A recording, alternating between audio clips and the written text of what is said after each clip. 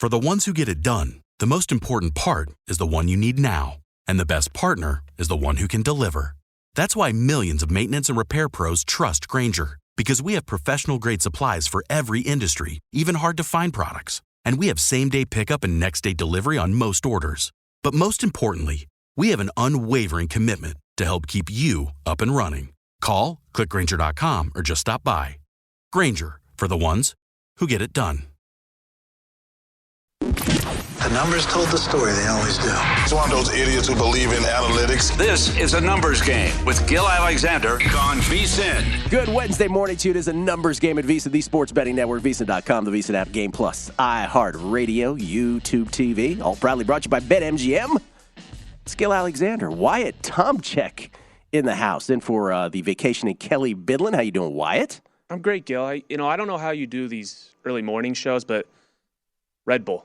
Red Bull for you? Gets you through it. Red Bull for you. Kelly will be back tomorrow, yes? Yes, I know the Starbucks people are missing him. They are, yes. They are losing money with Kelly's absence. And the Eggnog Challenge on Friday with Kelly Bidlin. Has he officially agreed to that with you?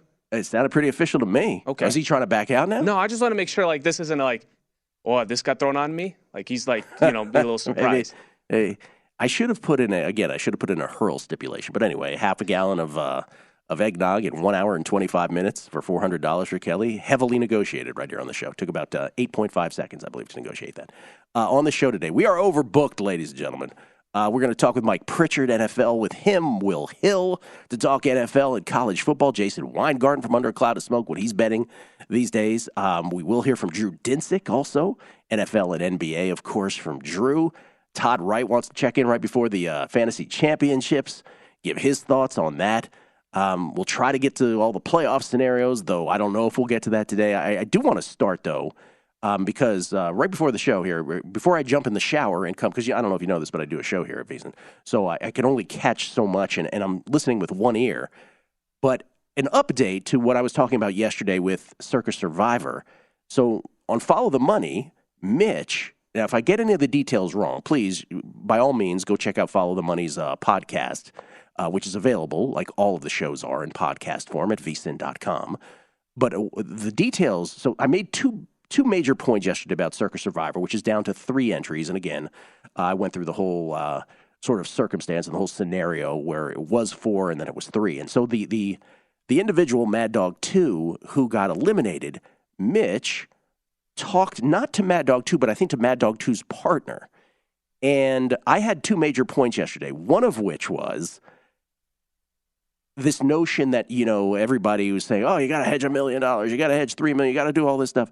And that it wasn't realistic, really, in real life on a Christmas Eve for all that. And the other point was, these guys should probably chop these last 3. And all it takes is one, though, to be like, yeah, and I'm not trying to chop. And I was making the point yesterday that it's, because when you're one of the final people, you may fool yourself into thinking that the skill overcomes much of the luck of getting through the minefield. Anyway, Mitch, and you could listen to this, but Mitch said 2 things. I think I caught these details correct. He talked to the partner of Mad Dog, who told Mitch that they could have hedged up to $500,000, but chose not to because they're not about hedging. That was the first thing. Let me just react to that. I am going to take them at their word, but I just would like to suggest that the skeptic in me also wonders, did you really have $500,000 to hedge, and then did you really decide not to? Because, Wyatt, I don't know if you know this about me. No one's more risk tolerant than this guy right here. I don't want to sound like a Donald Trump right then. No one tolerates risk more than I do. No, I don't want to sound like that. But I think if you've listened to the show for many years, I'm not a hedger first either. I'm not about that necessarily. But even I, in this situation, if I truly had that amount of money in that situation, with just one outcome remaining between you and $6.133 million, would I have hedged? Of course I would have. We're talking about money here now. This ain't some nonsense bet. The other thing was, I said, all it takes is for one person to be like, no, I want to press through. And according to what I think I heard Mitch said, he said, or not Mitch, but Mike Palm later said, yes, one of the three is not prepared to chop. He wants to continue through. So the notion of grabbing the I believe it was 2.044 million plus, which is the intrinsic value of each of the remaining three entries, one of the three people has decided that they're not interested in a chop. They're moving forward. Maybe they believe they have some sort of incremental advantage in the next 2 weeks in what they have left and what their opponents, if we can call them opponents, have left. But man, how annoyed would you be? To me, I think you have to reassess that. How annoyed would I be? How annoyed would you be if you wanted to kind of let's all collectively come together and split up the prize, and you got one person say, nah. Would you respect them, or would you be a little like... Would I be annoyed, or would I be almost crestfallen before annoyed? I'd be like, oh, dude, really? You want to go through this again another week? Like, I don't know. I'm not there, so I don't know. It's a lot of money. Anyway, I found those two developments, if you will, those two discoveries quite interesting because I'm not about either of them, you know. So, anyway, that's a little bit of, an update on Circus Survivor. And again, if you want to listen to Mitch's story about that and Follow the Money, please check out the podcast. Okay, VSiN.com. Yesterday, College Football Bowl. We're going to talk College Football Bowls. We're going to talk to Adam Kramer a little more about bowls today, what he likes today and beyond, obviously. But, you know, we've said this, pre-flopping these college football bowl games, especially, you know, once we get to the semifinals, that's a different story, the playoffs. But these games this year, they were always, college football bowl season was always a bit of amateur psychology. What are teams' motivations? Do they feel like they're settling for bowls? Coaches going in and out? What's their state of mind going to be? And now you have transfer portal issues on steroids. And so a lot of these games, you know, pre-flopping them is just, even discussing them becomes a sort of fool's errand. But the point that we try to drive forward is in-gaming these might be the greatest thing ever because, again, college football, no sport reveals itself generally in in-game situations more than college football does on a normal basis. When you get to this kind of janky of a bowl season, it's that, you know, to the hilt. And so yesterday, I hope folks were, you know, in tune. Again, if you have no life, like some of us who just simply play tennis with Todd Wishnev and then bet bowl games, like myself, you are able to be in front of a television and watch some of these. And so Wisconsin, Oklahoma State was one example last night where Oklahoma State got this sort of fluky touchdown to go up 7-3. But if you were really paying attention, you're like, oh, now I can get Wisconsin at -2.5. Let me jump on this. And so if you're able to do that, like some of us were, that was a good bet. Wisconsin ends up winning 24-17. But the game before that was the one I really wanted to seize on, which is much more objectively a moment where you can seize on in-game betting. And so, again, if you've got nothing else to do and you're looking to make some money, pay attention to these games. Coastal Carolina, East Carolina, which was already a game that really centered around Grayson McCall's, you know, was he going to play? Was he not going to play? He maintained that he would play, even though he's going to the transfer portal. And sure enough, he did play for Coastal Carolina. And so the line was, the pre-flop was -7 on East Carolina. But Coastal Carolina went up in this game. I want to say it was 14-10. 13-10 or 14-10. It was 14-10, I believe. And even then, for those of us, I had a pre-flop on Coastal Carolina plus the 7 points. And even with Coastal Carolina taking that lead, you really wondered, how in the heck am I in the lead in this game, even with Grayson McCall? And then Grayson McCall got hurt on that touchdown to go up 14-10. And it was stated that he was questionable for the rest of the game. And so I already, even up, didn't like my pre-flop bet. And then when you got the questionable status on Grayson McCall, while East Carolina was matriculating the ball down the field for their score, wondering, okay, is he going to come back? Is he going to come back? They score, they make it 17-14, and then they came back with a questionable status because we're waiting to find out what his status was. You could have jumped in that moment right after they told you that he was questionable the rest of the way. By the way, he'd never returned. Questionable, sort of a euphemism for that, was a good assumption at that point. You could have gotten East Carolina at -6.5, a better price, a better number than the pre-flop, up 3 at that point. That is in-game betting at its most precise, greatest moments, ladies and gentlemen. Those are the moments you wait for. And so if you were quick enough, which, and I'm going to say this, I can count the number of times in my life I've had a pre-flop and then had not only the conviction that, I'm on the wrong side even though I'm up, but then this injury, which is everything in this game, happens, and you can get a better number at that moment when it's announced. Banged minus 6.5 once to get out of bed, then banged it again to get on, literally have my interest now on East Carolina's side. So I hope people jumped on that yesterday, because those are the great moments you're looking for in in-game betting. They don't happen every day, but that was certainly a great case study. And then the other big thing yesterday, and this has less to do with betting than anything, Luka Doncic. Oh my God. 60 points, 21 boards, and 10 assists. Here's ESPN stats and info, and it's about as clear as this. Players with 60 points, 20 rebounds, and 10 assists in a game in NBA history, Luka Doncic. That's the list. That's it. Never been done before. And the real note of this game, which is just incredible, was they were down. The Mavericks were down 9 points. By the way, here's another way to just put that in context. Luke, only the third player in history, by the way, with 50, 20, and 10 in a game, joining Wilt Chamberlain, who did it twice, and Elgin Baylor. All of that in the 1960s. But the real thing with this game is, when I was a kid, there was a playoff game in 1986 where the Washington Bullets were down 17 points to the Philadelphia 76ers. The Sixers of Dr. J, Moses Malone, and Charles Barkley, by the way. They were down 17 with 3:49 left in the game. Down 17 with 3 minutes, 49 seconds left in a playoff game. And they scored the final 18 points. Dudley Bradley banked in a three at the buzzer, which is one of the great comebacks in NBA history. This thing last night was 9 points in 35 or fewer seconds. It was 34 seconds. Tim McMahon, NBA teams were 0-13,884 the last 20 seasons when trailing by at least 9 with 35 or fewer seconds remaining. Per ESPN stats and information, Luka Doncic and the Mavs pull off a miracle. Because that thing in 1986 was like the most incredible thing I ever saw as a child. This is that times 10. It's unbelievable last night. Drew Dinsick will talk NBA with us on the other side, and NFL as well. What he's got for Week 17, what he's betting in the NBA. It's a numbers game at VSiN, the Sports Betting Network.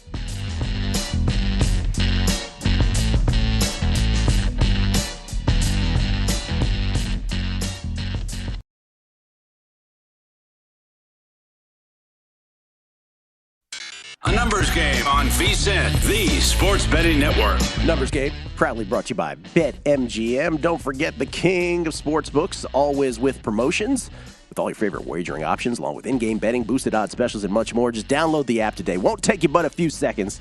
And then stop by any MGM casino on the Strip with your state-issued ID to open an account. Start placing sports bets from anywhere in Nevada. Whatever your sport, whatever your betting style, you're going to love BetMGM state-of-the-art technology and fan-friendly specials every day of the week. Visit BetMGM for terms and conditions. Must be 21 or older and physically located in Nevada. Please gamble responsibly. Gambling problem, call 1-800-522-4700. The other thing about, of course, that Luka flourish, well, first of all, Luka's great game and the Mavericks flourish at the end.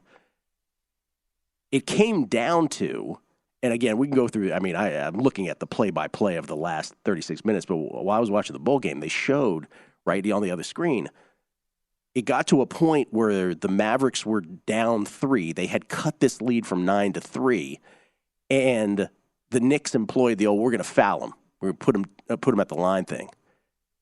So he makes the first free throw, if I'm not mistaken, if I'm getting this right. He makes the first free throw. And then he purposely misses the second, grabs the board, and puts it in. That alone, like how many times does that even work?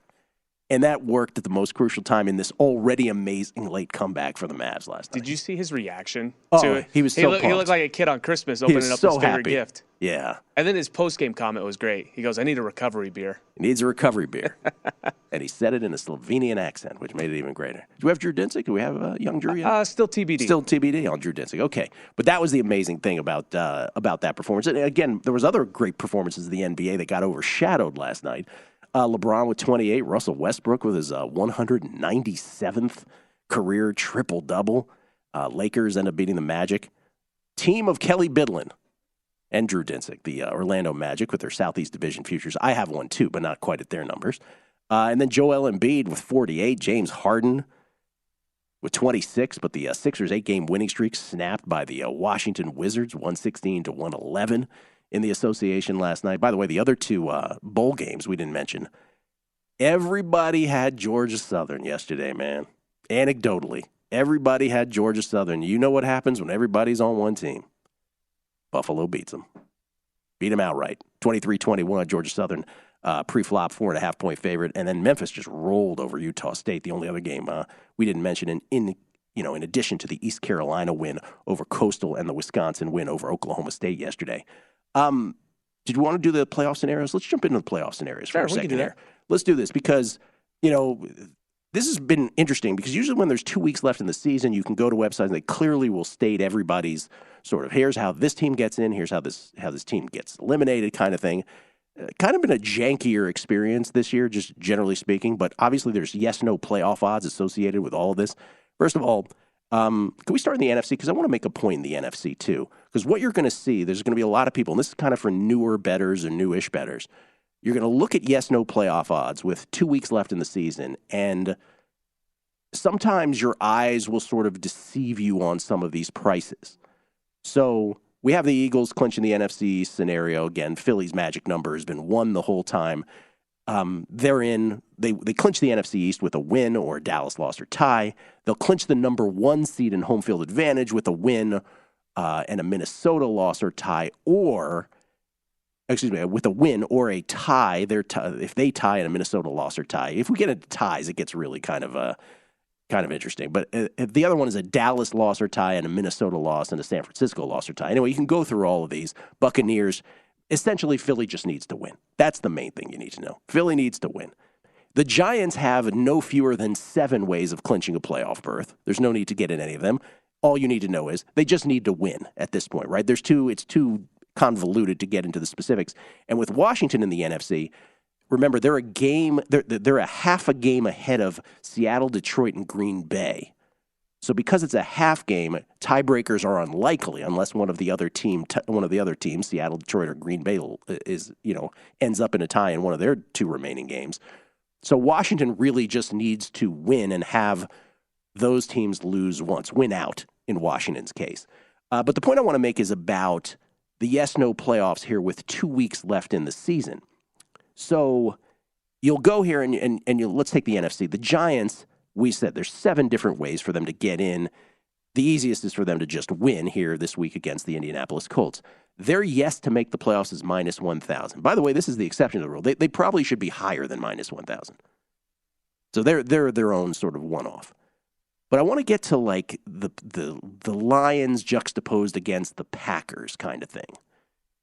And if you look at the Packers to make the playoffs, they're at plus 175, yes. And if you look at the Lions, they're north of $3 to make the playoffs. They're plus 350.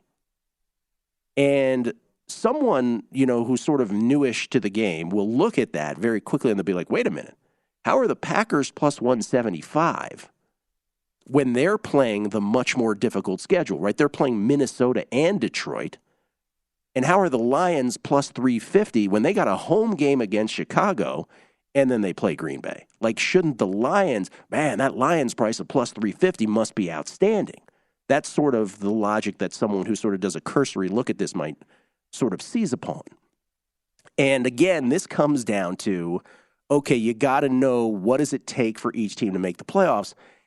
And what you're essentially looking at are kind of like multi-team parlays for these teams that are on the outside looking in to get into the playoffs. So if you think about it that way, and for those who are new to betting or newish to betting, I know you've tried doing parlays. Don't act like you haven't. You'll recognize that parlay prices are such that, oh, wait a minute, if I do need a 4-team parlay, all of a sudden plus 350 doesn't sound so good. And that would be the correct instinct. Because for the Lions at plus 350 to make the postseason, they would have to win both games. Washington would have to lose at least once.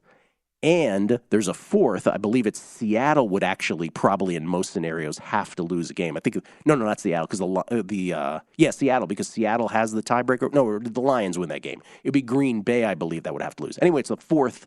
Again, it gets convoluted in your head. There's 4 things that have to happen, and so plus 350 is actually not a great number. The actual true odds are much longer than that, a much longer bang for your buck if you do it into a 4 parlay, because basically it's a 4-team parlay. So just don't be fooled. Just a sort of cautionary note about that. don't be quickly fooled by, wow, plus 350 for that, but they have the easier schedule than the plus 175. The plus 175 is a terrible price too, but I'm just saying, just because it looks better juxtaposed against another doesn't mean it's good either. Drew Dinsick joins us now at whale_capper. He's, of course, the co-host of not only the Deep Dive podcast, which he does with his buddy Andy Molitor, but also NBC Sports Bet The Edge. Drew, how you doing, man? Hope you're feeling well. I am doing well, yes. And just to kind of piggyback on your kind of note there, there is no free money this time of year. That's right. These prices are relatively mature, and if something looks too good to be true, it probably is. And you can math out all this stuff just like you were explaining. Yep. No, this is pretty just a sort of note for the newer kind of better. Let me just say this before we continue, Drew. You couldn't come on last year because you were feeling a little under the weather. You had a little vertigo. Could you explain to people? Because I think some people would be interested in that. Oh, yeah. Well, last week I ended up getting an ear infection, and who knew that could basically unravel all of my health. But, you upset the balance inside your inner ear there, and the next thing you know, couldn't get out of bed without just violent nausea every 30 minutes, and took heavy duty antibiotics for like a week to really rein things in, and I'm doing better now, but that was something else. Violent nausea. Wow. Violent nausea. All right, let me start here on this side of the break because we only have a minute here, and we'll continue with you next. But anything in Week 17, obviously there's a lot swirling. What do you have bet so far? I've got a good amount in pocket, and the market was pretty quick to react to what I thought were some questionable opening prices, like, for instance, the Buccaneers laying like 5, I thought was pretty silly on the open. That's down to 3. I think there's still a little bit of edge there. 2.5 is my fare. The favorite look on the card is going to be the Pittsburgh Steelers. I think they match up extremely well against this Baltimore Ravens team. We're not expecting Lamar Jackson to go, and I think realistically, Pittsburgh is they're playing for pride, and my fare on that one is closer to a pick'em, even though it's in Baltimore. Not a huge Hundley guy. And, realistically, I like the matchup of that D-line against a weak offense. All right. Drew, are you good to do another segment? Because you appear to be struggling, as the great Joe Namath once said. I don't want to, make you do another segment. Are you okay to do another? Yeah, no. I can regroup for sure here. Okay. We'll have him regroup. We'll get to the rest of his NFL picks. I was with him with the Tampa Bay reaction on Monday's Guessing Lines. Like, the market continuing to just overrate the Bucs, that's for sure. But he likes the Steelers the best here, taking the points against the Ravens. We'll get his other NFL picks. We'll get his NBA thoughts. We won't make him go past, if it's too much for him. But he's recovering from illness, so it's kind enough for him to join us. It is a numbers game at VSiN, the Sports Betting Network.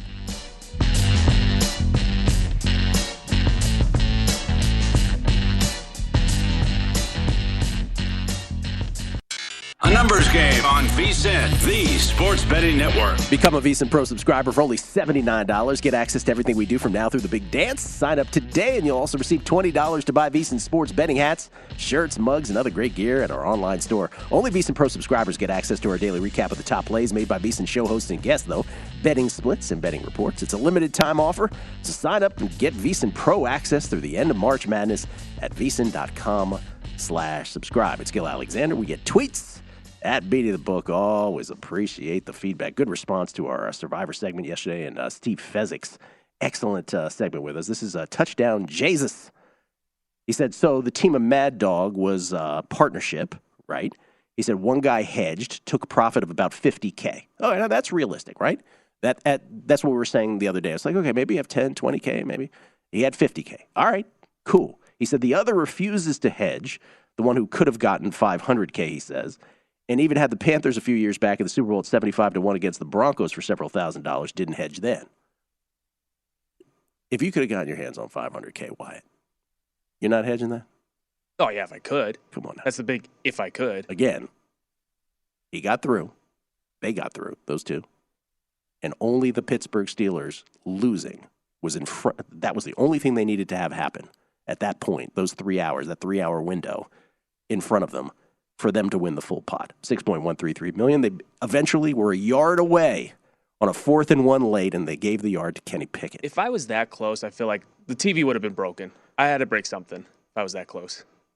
This is from Craven Moore Bets. Gill, shouldn't the other two who want to chop pair up and play both sides of a game for this week and hope he misses? Then if he wins, you have a $3 million ticket you could do some serious hedging with. Oh, now you're getting all complicated with it. Because, again, those two don't know each other either. So that was the other point I was making yesterday. None of these people know each other. Wyatt, if it was you and me, you'd be looking askance at me. You'd be like, I don't know if Gill's going to mess me up at the end. I would trust you wholeheartedly, though. I would trust you. You're a trustworthy guy. No, thank you. So. Jeff Parles yesterday was like, I need to be in the same room as you, Gill. Parles is a different animal. Well, I'm going to have something to say to his parents tonight. Mark Geiger, in-house attorney for a numbers game. He says, enough already with this football and hoops. Tennis starts in a couple days. Yes, it do, baby. Let's go. They're going to play in Adelaide. Then they play in the Australian Open. That was my Australian for Adelaide, by the way. Scotty B726, Mother's Day 1979. Talking about the Luka thing. Spurs were up 13 on the Bullets in the Eastern Conference Finals, Game 7. Bullets outscored Spurs 14-0 in the last 158. Bullets lost to Seattle in the finals. Scotty B, don't I remember it? The great Bobby Dandridge leading the comeback for the Bullets in 1979 in Game 7 against the Spurs, a classic. And then Arch Indy. If Drew makes it through the next segment, he should get one of those Doncic recovery beers. I've heard mixing antibiotics with alcohol is totes cool as long as you keep it in moderation. That is incorrect medical advice, ladies and gentlemen. That is not correct.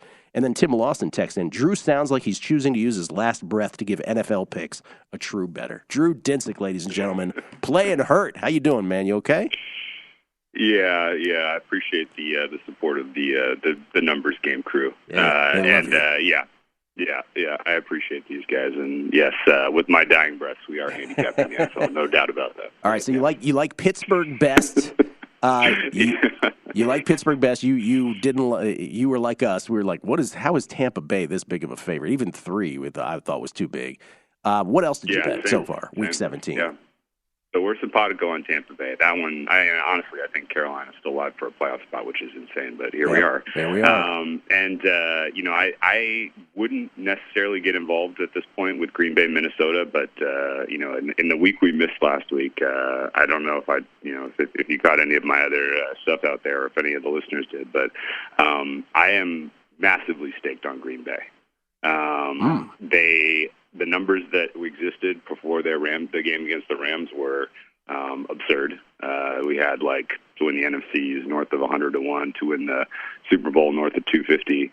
And so I grabbed everything I could get on Green Bay, hoping that they could make a little bit of a run here. So cheering very, very violently here for Green Bay to get this win against Minnesota. And more needs to happen. But the idea of getting Aaron Rodgers into the playoff mix in what is otherwise a very weak NFC it's very, very exciting to think about. So how dare you? One for the Packers. How dare you?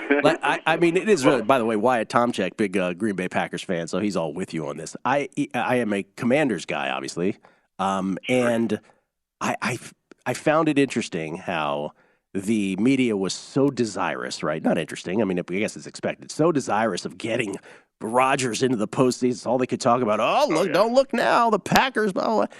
And it does occur to me that the Washington Commanders are the actual team in the postseason picture right now. By the way, they went from Heineke to Wentz, which I called would be minus 500. I would lay on that happening on Monday, I said, because all the tea leaves you could read were headed in that direction. They took down the Browns-Commanders line temporarily, and it came back as Commanders -2, which is either no move at all or a negative move, one or the other on that game. Yeah, and I don't know. How do you feel about the Commanders this week? Because if Cleveland was showing you any pulse, I think you're taking the Browns in a heartbeat and trying to run with them. Like Washington's effort last week was very suspect. I thought the Niners played poorly, and yet they won and covered going away. Yeah. That was a weird one. My take on the Commanders is basically what it's been all along, which is they are one of these teams that is capable of throwing out a dud every week. They're also a team that's capable of surprising you and being like, oh, wow, I think they might actually be good. The defense has been the up and down thing. The offense, you kind of know what to expect, but the defense is the one that's curious with them, where it's sort of like, wow, I didn't realize they could be this bad. I guess they can be at times. But can they make the playoffs? Home game against the Browns and then home game against the Cowboys team that might not care in Week 18 if it doesn't matter to them? Yeah, they could. Sure. Yeah, the Cowboys question is always interesting because how many years have we kind of gone into the final week of the season where the Cowboys had nothing to play for? Even going back to Jason Garrett as coach, and then they pull out every single stop. They're running trick plays. They're trying to hang 50 points on their opponent. The Cowboys have a weird mentality in the final week of the season, and they tend not to pull their guys. So we'll see what happens there. But that is ultimately what the Commanders need now. I think the Commanders' question everybody really has in their mind is, is Roger Goodell going to get $7 billion for that franchise? Please. And I mean, it's weird because we're all rooting for Daniel Snyder to take away $7 billion out of this. Yes, we are. How did this happen? How did this happen? Please, what a finesse. This is what I've said all the time. It's like, I just wish those owners would cozy up to Tanya Snyder and just say, look, just tell him. Just go home and tell him he can take his $6-7 billion, whatever you're going to get for the franchise. You guys can ride off into the sunset. Just go ahead and tell him that. It'll happen. It'll be great. Amazing. Yeah. Amazing. It's amazing. Any other NFL plays this week? The other stuff on my card is pretty soft. By the way, there's a lot that those who know the teaser delight the last handful of weeks has just has just been the absolute end of year bonus that I was not expecting. And there's some good ones this week, although it looks like Cincinnati's kind of fallen out of range. So if you didn't already grab them at 1.5 out to 7.5, then that becomes a little tougher. You kind of need them on the other side of 7, I think. That looks like a team with the ball last wins kind of a game state. I like the Jags laying the 4.5 there. They just absorbed a couple of major injuries, I know. They don't have really any motivation to play this game because Week 18 is their entire destiny, win and get in. But the Houston Texans can't afford to win here. In fact, they have sort of this late season classic arc you see with these teams that are well out of contention, where they're trying hard against much better opponents. They tickle the upset against the Cowboys. They tickle an upset against the Chiefs, and then finally get their second win against the Titans. If that team shows up, I'll be extremely surprised. And realistically, I don't know what you tell Lovie Smith, but if you're kind of the steward of that franchise and you win another game and you fall out of the first pick in the draft, then something's gone horribly awry. So, not to say that the Texans are going to throw this game, but they ought to. Not the players on the field, but who they ought to make it so they don't maximize their chances. That's right. Exactly. Yeah. So, and all that said, the Houston defense can be schemed against, and Doug Peterson right now is on a little bit of a heater the way he's, organizing that offense. So I think the Jags can get a win and continue their good form. So I laid the points with them. And then New Orleans, I think I took the 7s. I get it. Philly's amazing, but they lost a couple of key pieces in that secondary that I think are going to matter in this game. I'm expecting Olave to play. New Orleans they have not quit on the season. They're trying. They don't even have their first draft pick. It goes to Philly next year. So, I think that's going to be a competitive game. And ultimately, I would expect Philadelphia to close the gap and, Sirianni to still have Coach of the Year. But I took the points with the Saints just in case that doesn't happen. Drew, we got 10 seconds. Anything NBA tonight? I laid it with the Heat. I don't think the Lakers are giving you back-to-back effort like that, and I'm going with the Kings tonight. I think they get a little bounce back against Denver. Okay, Drew, feel better, man. We're all rooting for you there. Thanks, buddy. My man, Drew Dinsick at @whale_capper. I made it sound like he was like gravely ill. We're all rooting for you. He'll be fine. But violent nausea, he said. Oh man. Coming back, Todd Wright. Your fantasy championship is before you. He's got suggestions. Next, Numbers Game, VSiN, the Sports Betting Network.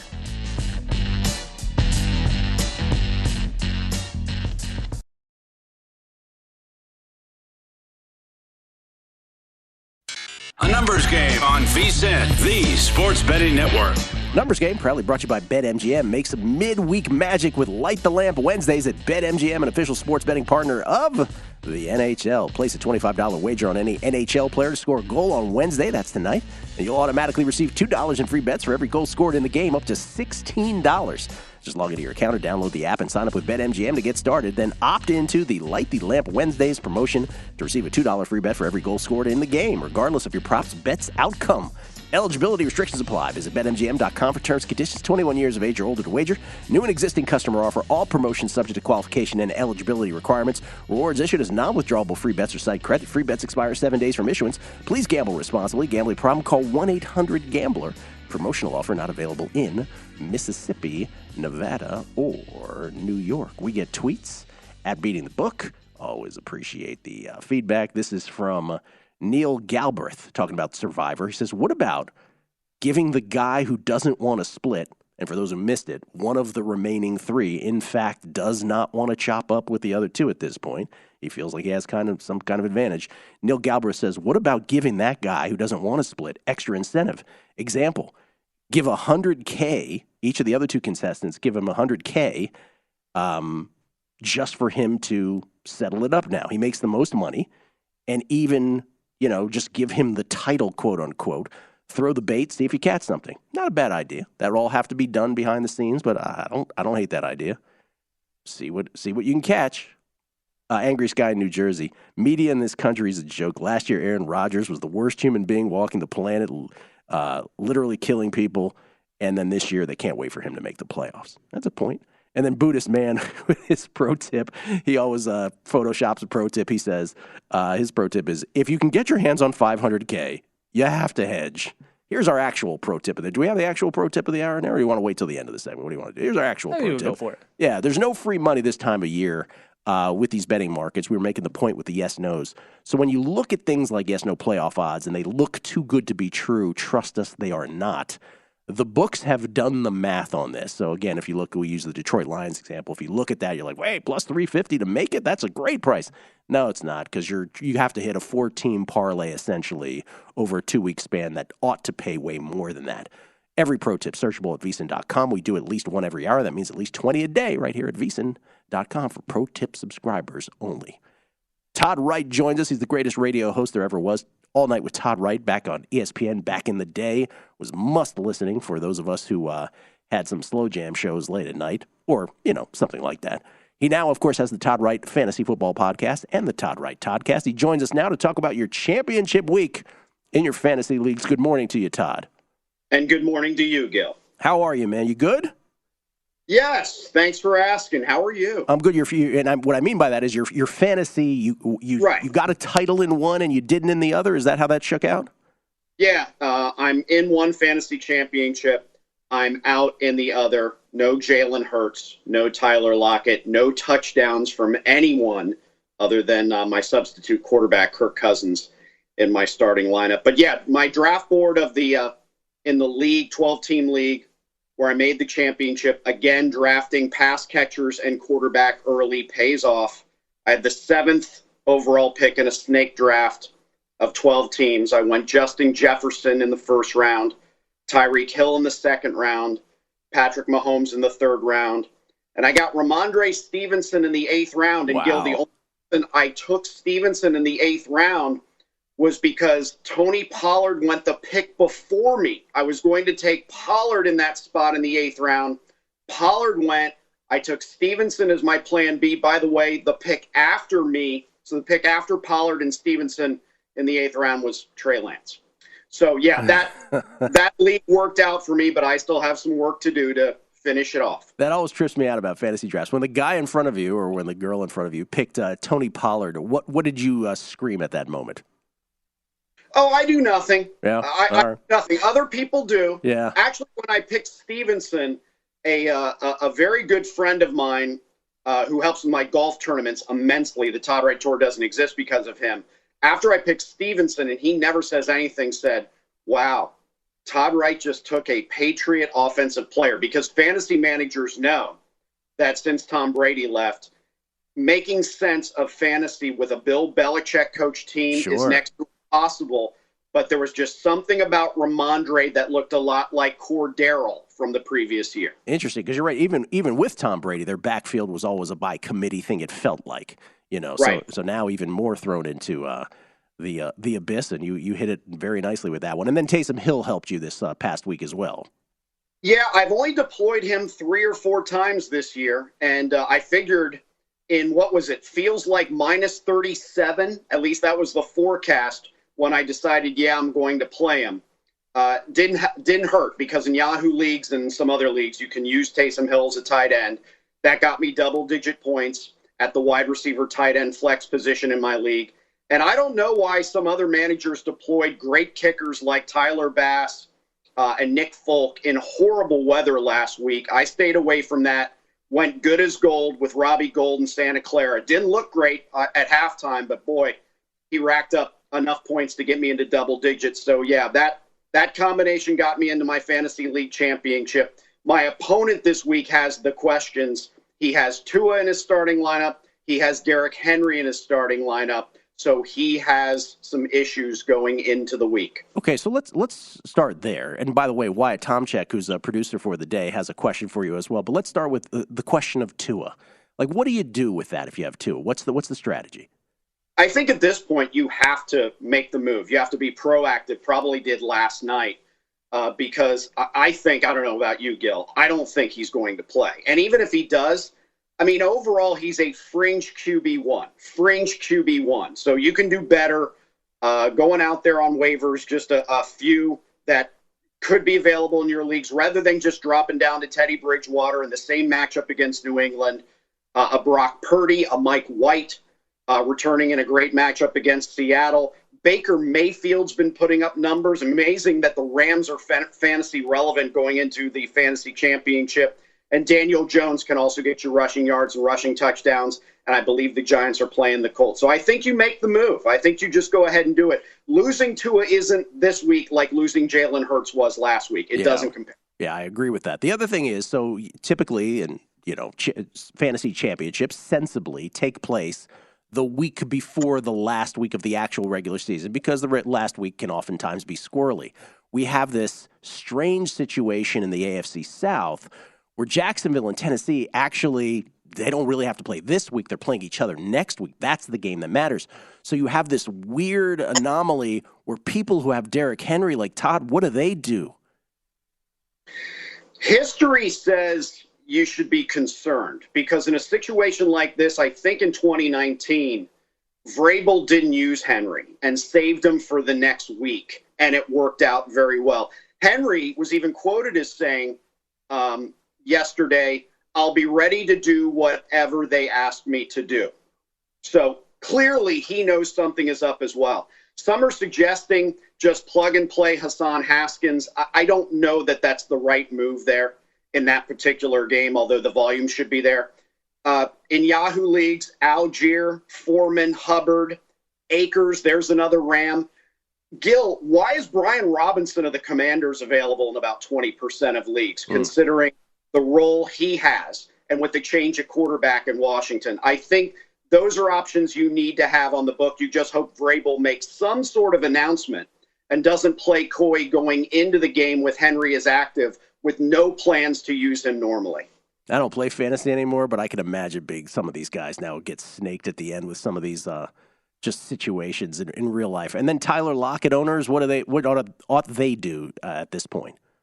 Well, he was a savior for me until he broke his finger, sat out last week. If you plugged in Goodwin for him, Goodwin lasted maybe a quarter. That didn't work out. You keep checking status on Lockett, but I don't like the matchup against the Jets. I don't like the direction of the Seahawks in general. I think there are better options out there, even on waivers, if you don't have someone on your bench like an Evan Engram, if it's a flex position. Zay Jones was wide receiver 1 a couple of weeks ago. Bad matchup last week against the Jets. DJ Chark for the Lions. Richie James, slot receiver for the Giants, getting good volume. And even maybe a Michael Gallup will get you in the end zone. But I don't know that even I'm going to go back to Tyler Lockett this week on a quick return off that surgery. Wyatt Tomchek, 20 seconds for a question for Todd. So, Todd, I made it to my championship in my 14-team league. I have to start Kirk Cousins because Lamar's out. I also have Justin Jefferson and T.J. Hawkinson on the team. if Lamar is playing this week, should I start him or keep with Kirk Cousins, knowing that I still have also 2 Vikings offensive players? Good question. In the league I didn't make the championship, someone's loaded up on the Bengals. It hasn't hurt him. Being loaded up on the Vikings hasn't hurt you. And it'd be different if Lamar was going up against the Texans or someone like that. We know these Ravens-Steelers games are extremely physical. I say stick with Cousins. Todd, you're the best. Appreciate it. Good luck in your championship, man. Thank you. Todd Wright, everybody. The greatest radio host there ever was. Mike Pritchard joins us. Will Hill with a bunch of bets. It's a numbers game at VSiN, the Sports Betting Network. If you work in quality control at a candy factory, you know strict safety regulations come with the job. It's why you partner with Grainger. Grainger helps you find the high-quality and compliant products your business needs to inspect, detect, and help correct issues. And the sweetest part is, everyone gets a product that's as safe to eat as it is delicious. Call 1-800-GRAINGER, click Grainger.com, or just stop by. Grainger, for the ones who get it done.